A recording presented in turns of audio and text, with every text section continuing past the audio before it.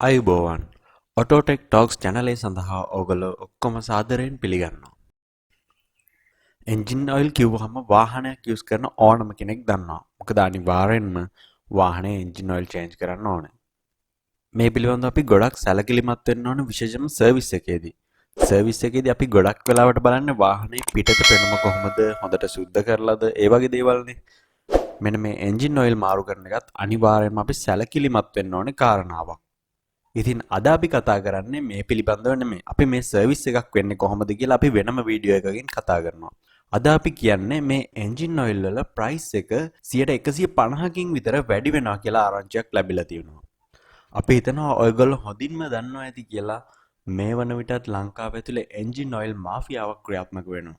ගොඩක් වෙලාවට තත්වයෙන් බාල එන්ජින් ඔයිල් යූස් කරනවා සර්විස් සෙන්ටර් වලදී. එම නිසා ඔබ තත්වයෙන් උසස් එන්ජින් ඔයිල් එකක් භාවිතා කිරීමට සැලකිලිමත් වෙන්න ඕනේ. ඉතින් මේ තත්වයෙන් උසස් එන්ජින් ඔයිල් එකක් ගන්නකොට ඔයාට විශාල ගණනක් වැය කරන්න වෙනවා. උදාහරණයක් විදියට කිව්වොත් තත්වයෙන් බාල එන්ජින් ඔයිල් එකක් අපිට රුපියල් 1000කට ගන්න පුළුවන් නම් මේ තත්වයෙන් උසස් එන්ජින් ඔයිල් එකක් රුපියල් 5000ක් පමණ වෙනවා. මේ 5000කට පමණ තිබුණු තත්වයෙන් උසස් එන්ජින් ඔයිල් එක අපිට ආරංචි වෙන විදිහට රුපියල් 14000ක් දක්වා වැඩි වෙනවා කියලා තමයි දැනගන්නට ලැබෙන්නේ.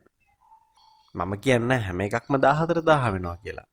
අනේ ඒ වගේ 150කින් පමණ ප්‍රතිශතයකින් මේ ප්‍රයිස් එක ඉන්ක්‍රීස් වෙනවා. අපි හිතනවා වාහනයක් යූස් කරන ඔබට මෙන්න මේ නිවුස් එක ඊටාම වටිනා නිවුස් එකක් වෙන්න ඇති කියලා.